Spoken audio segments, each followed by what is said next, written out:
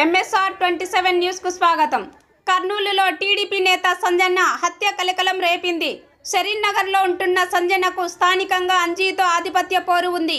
ఈ క్రమంలో శుక్రవారం రాత్రి ఇంటికి వెళ్తున్న సంజన్నపై దుండగులు కత్తులతో దాడి చేసి హత్య చేశారు. విషయం తెలుసుకున్న సంజన్న వర్గీయులు అంజీ వాహనంపై దాడికి పాల్పడడంతో ఉద్రిక్తత నెలకొనింది. అంజీ వర్గీయులే ఈ దారుణానికి పాల్పడినట్లు పోలీసులు అనుమానిస్తున్నారు. కేసు నమోదు చేసి దర్యాప్తు చేపట్టారు.